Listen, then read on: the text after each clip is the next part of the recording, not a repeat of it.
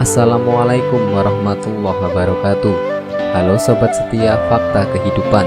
Tidak lupa kami sampaikan salam sehat, salam sejahtera. Semoga tercurah segala bentuk kebaikan dan juga kita semua dalam lindungannya. Seperti biasa, kita akan berbagi kisah dari yang unik, menarik sampai bikin nangis. Mari kita simak kisahnya.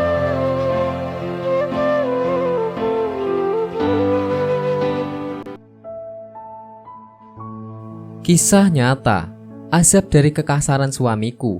Kini ia setruk dan menggelandang di eperan.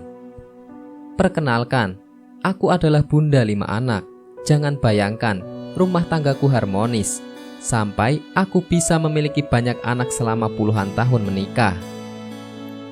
Aku hidup dan bertahan dalam pernikahan yang penuh luka. Suamiku enteng sekali melakukan kekasaran dalam rumah tangga. Banyak yang bilang dia gila akibat pernah jatuh kecelakaan semasa mudanya. Mungkin ada syaraf-syaraf di kepalanya yang membuat pikirannya jadi tidak lurus lagi. Sepanjang yang ku ingat, dia seringkali memukulku, bahkan meneriaku pelacur dan wanita murahan yang rasanya sudah sangat kebal di telinga. Bahkan lebih gilanya, dia suka menuduhku selingkuh. Karena dia tidak pernah memberi nafkah, akhirnya aku menerima tawaran para tetangga untuk membantu-bantu di rumahnya. Pernah beberapa kali aku jadi pelayan kantin di sebuah kampus, namun berakhir memalukan karena suamiku menyusul dan berteriak-teriak menyuruhku pulang. Dia menuduhku berselingkuh dengan mahasiswa yang sedang makan. Menghadapi suami gila seperti ini, sampai rasanya air mataku sudah tak mau turun lagi. Aku pun sudah mati rasa terhadapnya, fokus dalam hidupku dan membesarkan anak-anak yang mulai beranjak dewasa.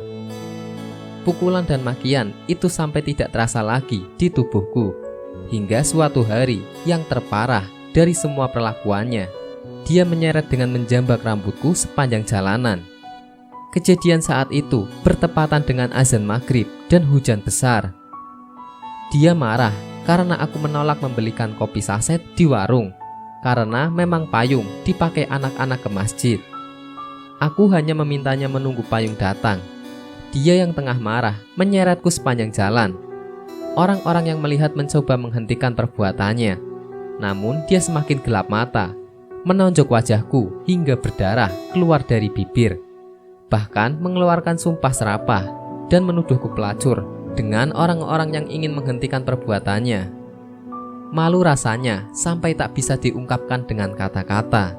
Buntut dari kejadian itu, aku dan anak-anak dikurung di rumah, dikunci pintu dan gerbang olehnya dari luar. Sampai berhari-hari kami kekurangan makan. Anak-anakku yang kecil menangis meraung-raung karena kelaparan. Tetangga yang ketakutan untuk menolong pun akhirnya tak tega. Mereka nekat meminta Pak RT untuk mendobrak pintu demi menyelamatkan kami. Hingga akhirnya warga berinisiatif untuk melindungi kami dan mengancam suami untuk melaporkannya kepada polisi. Rupanya dia ketakutan dan memilih kabur dari rumah suaminya. Tak lama terlihat, anak-anak mendapat kabar kalau bapaknya sekarang sedang sakit stroke. Untuk berjalan pun susah. Dan terakhir kali terlihat hidup menggelandang di eperan toko. Rasanya tak tega dan ingin menjemputnya pulang, tapi anak-anak trauma dan takut dihajar oleh bapaknya. Aku pun tak punya pilihan lain dan memutuskan untuk melindungi kesehatan mental kelima anak-anakku. Nasib pernikahanku pun sudah tak kupikirkan lagi. Sampai akhirnya ada pengurus masjid jami yang kasihan dan memperbolehkannya tinggal di masjid tersebut.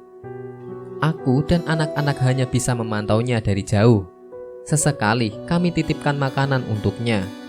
Mungkin ini jalan terbaik untuk kami semua. Biarkan dulu ia menerima azab atas kezalimannya pada anak-anak dan istrinya. Sementara itu, kami mendoakan untuk kesembuhan penyakitnya, serta dibukakan pikiran dan hatinya untuk bertaubat. Wallahu a'lam bishawab.